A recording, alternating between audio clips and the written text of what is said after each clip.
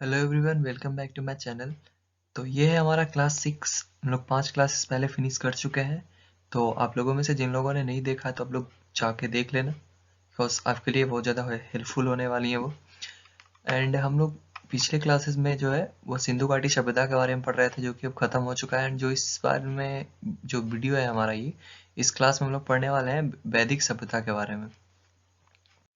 सो जो लोग नए हैं या अभी हमारे चैनल को सब्सक्राइब नहीं किए हैं तो प्लीज़ चैनल को सब्सक्राइब कर लेना, बिकॉज बहुत ही इंपॉर्टेंट है अभी के लिए, हमारे लिए। एंड वीडियो अच्छा लगे तो वीडियो को लाइक करना एंड कमेंट करके बताना यदि कोई क्वेश्चंस या कोई इश्यू वगैरह हो तो चलिए स्टार्ट करते हैं हम लोग।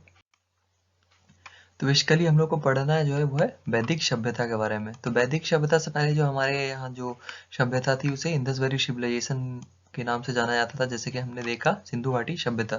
एंड उसके बाद जो था कि बहुत सारे अनुमान लगाया गया था हिस्टोरियन जो थे उनके द्वारा, कि जो आर्यन आए एंड आर्यन ने आके जो है इंडस वैली सिविलाइजेशन को तहस नहस कर दिया, यानी खत्म कर दिया। एंड उनके द्वारा जो सभ्यता लाएगी वो वैदिक सभ्यता के नाम से जो है जानी जाती है। एंड जो इसकी जो जानकारी है वो हमें कहाँ से मिलती है, तो हमें वेदों से इसकी जानकारी मिलती है। एंड जो वैदिक काल है उसको दो भागों में बांटा जाता है। ये इंपॉर्टेंट है, वैदिक काल जो है वैदिक काल है उसको दो भागों में बांटा जाता है। एक है जो ऋग वैदिक है एंड जो दूसरा जो है वो है पूर्व वैदिक। सॉरी, इसको जो है दो भागों में बांटा जाता है, पूर्व वैदिक एंड जो उत्तर वैदिक काल। तो इसमें हम दोनों जो हम लोग हैं वो इसको इन दोनों को अच्छे से डिटेल में पढ़ने वाले हैं। तो जो पूर्व वैदिक है, यानी जो पूर्व वैदिक है उसका जो जो ईरा है उसको बोला जाता है, यानी 1500 से 1000 ईसा पूर्व के बीच में चला था जो जो था पूर्व वैदिक। एंड जो 1000 से 600 ईसा पूर्व में चला था वो था उत्तर वैदिक काल। तो बात करें वेदों की, तो वेदों के बारे में हम लोगों ने ज़्यादा अच्छा खासा डिटेल में पढ़ा है पिछले वीडियोस में। तो वेद कितने होते थे, तो 4 होते थे। कौन कौन होंगे आप लोग को बताना है कमेंट सेक्शन में, यदि आप लोग वीडियो देख रहे हो कभी भी तो। एंड जो उन 4 वेद में से जो सबसे पुराना वाला वेद था वो था ऋग्वेद। तो हमें जो इन वेदों से जो पहले इन सब चीज़ों के बारे में पता चलता है। तो नेक्स्ट यहाँ पे दिया हुआ कि जो वेदों की रचना जो है, और वेदों की रचना और मौखिक रूप से जो है एक पुराने इंडो आर्यन की भाषा बोलने वाले जो लोग थे उनके द्वारा किया गया था एंड जो प्रेषित किया गया था। एंड जो इस अवधि में के शुरू में भारतीय उपमहाद्वीप के उत्तर पश्चिमी में जो वो लोग चले गए थे। तो वैदिक समाज जो है, वैदिक समाज को क्या क्या बोला गया है, तो प्रीतिशात्मक समाज बोला गया है। जो वैदिक में जो आर्य आए थे वो पंजाब में केंद्रित, मतलब पंजाब वाले एरिया में थे। एंड जो वो कौन सा युग था, तो कांस्य युग था। जैसे कि हम लोग ने पढ़ा है कि जो इंडस वाली सिविलाइजेशन थी वो भी जो कांस्य युग था उसी में आता है। एंड पहले हमने देखा था कि जो हमारा सिंधु घाटी सभ्यता था उसमें जो है जो शहरीकरण अच्छा खासा था, यानी कि बहुत ही डेवलप्ड नगर वगैरह थे। बट जो आर्यों की बात करें तो इसमें जो अनेक जनजातियों के रूप में रहते थे वो लोग, मतलब इस शहरीकरण एकदम से खत्म हो गया था। लाइक ये लोग गाँव जैसे रहते थे एक साथ में होकर के। और जो सिंधु घाटी सभ्यता में हमने देखा था कि उनके शहर तो अच्छे खासे डेवलप थे बट उनके पास अच्छे हथियार वगैरह नहीं थे। बट जो आर्य थे उनके पास अच्छे जो उपकरण थे, जो हथियार थे वो थे। जैसे कि इन्होंने यहाँ पे इन लोगों को लोहे के बारे में पता था, तो इन्होंने जो है कि लोहे के उपकरण वगैरह थे। तो ये भी एक रीजन माना जाता था, जैसे कि हम लोग पिछले वीडियो में बात कर चुके हैं, जो कि आर्य जो है यहाँ पे जीत करके जो हमारा सिंधु सभ्यता था उसको खत्म कर दिया था।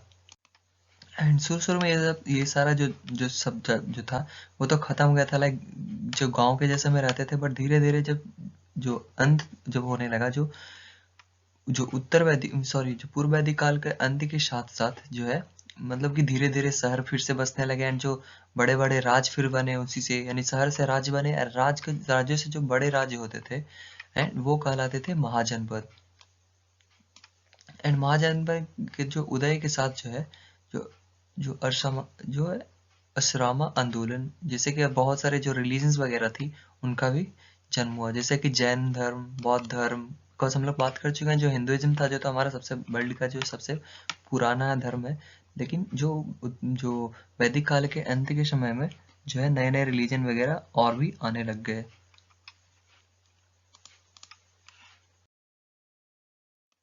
एंड फिर हम लोग को देख रहे हैं यहाँ पे कि जैसे कि वैदिक काल था उस समय में जो सामाजिक वर्ग में जो वर्णानुक्रम का उदय हुआ। यानी कि जो वैदिक काल है उस टाइम में जो सबसे पहले पहले स्टार्टिंग में जब जो पूर्व वैदिक काल है उसमें तो नहीं, बट उत्तर वैदिक काल के अंत में जो है समाज 4 भागों में बट चुका था। लाइक सबसे पहले थे ब्राह्मण्स, ब्राह्मण्स के बाद थे वो थे क्षत्रिय, क्षत्रिय के बाद जो थे वो थे वैश्य, एंड वैश्य के बाद जो थे वो थे शूद्रस। यानी 4 भागों में डिवाइड हो गया था जो वैदिक काल के बाद। यानी जो लास्ट वाला पार्ट था हमारा, यानी कि उत्तर वैदिक काल में के समय में जो है समाज बिल्कुल बट चुका था। एंड जो इस टाइम पे जो वर्ण होता था, यानी कि जो कास्ट वगैरह जो डिसाइड होती थी वो उनके काम पे होता था। लाइक आप कोई सा भी काम कर रहे हो, यदि कोई जो है बाल वाल काट रहा है तो वो नाई हो गया, एंड जो मिस्त्री का काम कर रहा है वो वैश्य वगैरह में। ये सब मतलब कि अपने काम के अनुसार जो है जो उसका जो जात डिसाइड किया जाता था। तो सबसे पहले हम लोग को इसमें बात करना है, जब हम लोग जैसे कि देखे थे जो ऋग्वैदिक काल को दो भागों में बांटा गया था। तो फर्स्ट में है हमारा ऋग्वैदिक काल, एंड जो सेकंड आएगा उत्तर वैदिक काल। तो हम लोग सबसे पहले के बारे में ऋग्वैदिक काल के बारे में पढ़ने वाले हैं। तो इसका जो है कोई जो डेट जो है कोई स्पेसिफिक डेट वगैरह को लेकर के हमेशा एक विवाद वगैरह चलता रहता है, कि क्योंकि जो ना ही जो स्टार्टिंग में होता है वैसे भी उसका हमको थोड़ा अंदाज़ा लगाना मुश्किल होता है, बिकॉज ये सारे के सारे हिस्ट्री में हम लोग पढ़ रहे हैं, बहुत सारा चीज़ अंदाज़ा पे ही है। बिकॉज कुछ जो है हम लोग को इसके एविडेंसेस मिले हैं एंड कुछ के मिलते नहीं है। तो हिस्टोरियंस जो होते हैं उनका जो दोनों साइड पे उनका कोई न कुछ पॉइंट्स होता है। तो इसमें जो ये इसका एक जो है मुख्य कारण यह है कि जो इस समय पे सिर्फ एक ही वेद था, यानी ऋग्वैदिक काल के समय पे जो है एक ही सिर्फ वेद की रचना हुई थी जो कि था ऋग्वेद। इसलिए हम लोग जो सबसे पुराना वेद माना जाता है जिसको वो है ऋग्वेद। एंड मैक्स मुलर जो है हिस्टोरियन है, उनके अनुसार से आर्य का जो मूल स्थान था या मूल निवास या मूल स्थान जो था वो था मध्य एशिया। यानी कि आर्य जो थे इनके अनुसार से वो मध्य एशिया से भारत आए थे। एंड आर्य द्वारा निर्मित सभ्यता वैदिक काल कहलाई। पहले थी सिंधु घाटी सभ्यता, बट जो अब आर्य आए तो उनके द्वारा जो स्थापित किया गया सभ्यता उसका नाम दिया गया वैदिक सभ्यता। एंड जो आर्य द्वारा विकसित सभ्यता जो थी वो ग्रामीण सभ्यता कहलाई। पहले क्या था, पहले शहर था सिंधु घाटी सभ्यता में, लेकिन बाद में ये हो गया जो है वो ग्रामीण जो क्षेत्र हो गए वापस से। एंड जो आर्य की जो लैंग्वेज थी वो थी संस्कृत। इसीलिए उस समय के जितने भी जो ग्रंथ वगैरह वो लिखे गए थे, या लाइक वेदास जो लिखे गए थे, वेदांग लिखे गए थे, वो सारे के सारे जो है संस्कृत में पाए जाते हैं। जैसे कि हम लोग ने अभी बात किया कि जो कोई भी एक पॉइंट होता है एंशियंट की बात जब हम लोग कर रहे हैं हिस्ट्री के बारे में पढ़ने का, तो यदि किसी को कोई भी चीज़ में हाँ करने वाला है तो उसको ना करने के लिए कोई ना कोई जरूर मौजूद होता है वहाँ पे। तो जैसे कि हम लोग यहाँ पे मैक्स मूलर है, इन्होंने जैसे ही कहा कि मतलब कि 1200 ईसा पूर्व जो है इसका आरंभ हुआ था ऋग्वैदिक काल का, तभी जो एक और हिस्टोरियन है जो WT विटनी नाम है उनका, उन्होंने डायरेक्ट उनका जो अपोज करते हुए मतलब कि उनका विरोध करते हुए बोला कि ये नहीं, ऐसा कुछ है नहीं। तभी तो फिर जो मैक्स मुलर उनके द्वारा बोला गया कि पृथ्वी पे ऐसा कोई शक्ति नहीं है जो निश्चित रूप से बता दे कि वैदिक मंत्र जो है उनकी रचना 1000 ईसा जो वर्ष पूर्व है हुई थी, या तो 1500 या 2000 या 3000 ईसा वर्ष पूर्व हुई थी। तो इसका कोई जो है श्योरिटी नहीं है। लेकिन बाल गंगाधर तिलक ने जो अपने ज्योतिषी गणना की उसके अनुसार से जो उन्होंने इसका जो काल माना है वो माना है 6000 ईसा वर्ष पूर्व। हाँ, जो हरमोन जैकोबी हैं, ये सारे के सारे जो है हिस्टोरियन है, उनके अनुसार जो 4500 से ईसवी पूर्व से लेके 2500 ईसा पूर्व के बीच में जो ऋग्वैदिक काल थी। इसी तरह जो बहुत सारे जो अलग अलग जो स्टूडेंट्स की बात आप पढ़ोगे तो उन सभी का जो है अलग अलग जो है उनका अपना पॉइंट मिलेगा। एंड फिर हम लोग को पढ़ना है जो ऋग्वैदिक काल के प्रशासन के बारे में। तो प्रशासन में हम लोग को पढ़ना है कि प्रशासन की जो सबसे छोटी इकाई होती थी वो होती थी कुल, यानी कि उसको कुल बोलते थे। एक कुल में, यानी हम लोग को अभी भी हम लोग देखते होंगे घर में, यदि आप हिंदू होंगे तो आपके हम लोगों के बारे में देखा जाता है कि बोला जाता है कुल खानदान, ऐसे करके कुछ बोला जाता है। तो एक कुल में जो एक घर में एक छत के नीचे रहने वाले लोग शामिल थे, यानी पूरा परिवार। यानी परिवार के मुखिया को कुलूप कहा जाता था, बिकॉज परिवार को पूरा कुल कहा गया एंड मुखिया को कुलूप। पहले तो हमारे दादाजी होते थे, दादाजी नहीं है तो फिर पापा होते होंगे, पापा नहीं होंगे तो आप में से जो बड़े होंगे वो होते होंगे। तो एक ग्राम कई कुलों को से एक जो ग्राम है उसको कई कुलों से मिलकर बना होता था, यानी बहुत सारे परिवार मिलकर एक गांव बनाते थे। एंड जो है ग्रामों का संगठन 20 कहलाता था, एंड 20 का भी संगठन होता वो कहलाता था जन, और कई जन मिलकर जो है राष्ट्र बनाते थे। एंड ग्राम के जो मुखिया होते थे उसको कहते थे ग्रामीणी। ये सब ऑब्जेक्टिव क्वेश्चन में आ सकता है, तो आप लोग देख लेना। और जो 20 का प्रधान होता था वो 20पति कहलाता था।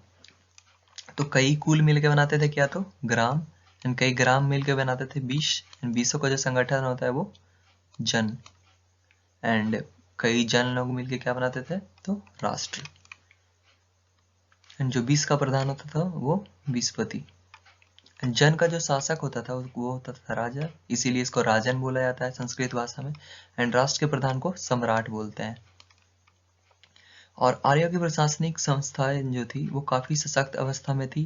प्रारंभ में राजा का चुनाव जो जनता के द्वारा किया जाता था, यानी कि पहले जो है, जो अभी जैसे इलेक्शंस वगैरह होते हैं, तो उसी तरह से चुन के किया जाता था। बट जैसे जैसे ही जो हम लोग देखेंगे आगे की, जैसे जैसे जो ऋग्वैदिक काल खत्म हुआ, उसी के साथ साथ ये हेरिडेटरी बन गया, यानी वंशवाली बन गया। जैसे कि मैं राजा हूँ तो मेरे बेटा ही राजा होगा, कोई और नहीं बन सकता किसी और कुल का। फिर है हमारा सभा। सभा जिसे कि किसे कहते हैं, तो इसे जो उच्च सदन भी कहा जाता था। यह समाज से आए हुए बुद्धिमान और अनुभवी व्यक्तियों की जो एक संस्था होती थी। एंड सभा के सदस्यों को जो सभ्य बोला जाता था, यानी या और क्या बोला जाता, तो सभासद कहा जाता था। एंड जो सभा का जो अध्यक्ष होता था उसको सभापति बोला जाता था। ये तो आप लोग अभी भी ये रिलेटेड है यानी हमारे लाइफ से, सो ये इजिली याद हो जाएगा आप लोगों को। एंड जो सभा के सदस्यों को जो है वो पितर कहा जाता था। जो सभा को मेंटेन करता था उसको क्या बोलते थे, सभापति। एंड सभी के जो सदस्य होते थे उसको कहा जाता था पितर। जिससे यह पता चलता है कि ये जो बुजुर्ग लोग थे और अनुभवी लोग थे। फिर है हमारा समिति।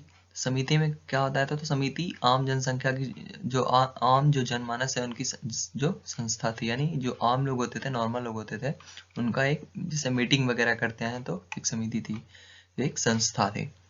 उसके सदस्य जो है समस्त नागरिक होते थे, यानी कॉमन लोग। इसमें समान विषयों पर चर्चा होती थी। उनके अध्यक्ष जो है उनको कहा जाता था ईशान। ईशान कहा जाता था। एंड प्रारंभ में समिति में स्त्रियां भी आती थी, यानी कि आप लोग देख सकते हो जो अभी इसमें जो है, और स्त्रियां यदि आती हैं तो स्त्रियां को भी इक्वल माना जाता था जो जितने की जो पुरुष होते हैं उनके। बट आपको आगे देख के आपको पता चलेगा आगे पढ़ करके कि जो जो स्त्रियां हैं उनकी स्त्रियां की जो स्थिति है वो इसी टाइम से बदतर होने वाली है। लाइक जैसे जैसे ही ऋग्वैदिक काल जो खत्म होगा, अंत होगा, और उत्तर ऋग्वैदिक काल आएगा, उसमें जो स्त्रियां की दशा एकदम से खराब होने लग जाएगी स्टार्ट। एंड आर्य की जो सबसे प्राचीन जो संस्था जो है को जनसभा कहा जाता था, एंड उसे जो विदत कहा जाता था। एंड बात करें धर्म या रिलीजन की, तो ऋग्वैदिक काल में प्राकृतिक शक्तियों की ही पूजा किया जाता था। जैसे कि हम लोगों ने देखा था कि सिंधु घाटी सभ्यता में यही था कि वो नेचुरल जो नेचर की ज्यादा पूजा किया करते थे। लाइक पेड़ों की करते थे, सांपों की करते थे, जानवरों की करते थे, पक्षियों की करते थे। उसी प्रकार से जो जो ऋग्वैदिक काल है उसमें भी जो प्राकृतिक शक्तियां थी उनकी पूजा की जाती थी। एंड कर्म कांडों की प्रमुखता नहीं थी। ऋग्वैदिक काल धर्म की अन्य विशेषताएं जो बहुत थी, कृत्या, जो यहाँ पे कुछ जो स्पेसिफिकेशन है वो दी गई हैं धर्म के बारे में। एंड फिर जो है इस समय में जो है जो मूर्ति पूजन का जो कोई है जो अनुष्ठान नहीं होता था, यानी मूर्ति पूजन का नहीं था लोग, बिकॉज सब लोग है जो नेचुरल चीजों की पूजा करते थे, वहां पे मूर्तियां नहीं होती थी। एंड ना ही कोई मंत्र कोई पढ़ा जाता था, यानी कोई मंत्र भी नहीं पढ़ा जाता था, ना मूर्तियां होती थी। जैसा कि आज लोग हम लोग देखते हैं, हमारे हम लोग मूर्तियों की पूजा करते हैं, हमारे पास मंत्र भी है, बिकॉज वो सारे के सारे होंगे उत्तर वैदिक काल में। क्योंकि इस टाइम पे जो ऋग्वैदिक के टाइम पे है जो सिर्फ एक ही वेद लिखा गया था, वो है ऋग्वेद। एंड आगे चल जो है कर्म कांड जैसे पूजा पाठ व्रत यज्ञ आदि इस काल में ऐसा कुछ देखा नहीं गया है। तो वो सब के सब हम लोग पढ़ेंगे उत्तर वैदिक काल में, जो कि नेक्स्ट वीडियो में हम लोग पढ़ेंगे। सो होप ये इतना आपको समझ में आया होगा। यदि आपको समझ में आया है तो प्लीज़ वीडियो को लाइक करना, एंड कमेंट में कोई क्वेश्चन वगैरह हो तो आप लोग कमेंट करना, हम लोग साथ में मिलकर इसको सॉल्व करेंगे। So thanks for watching.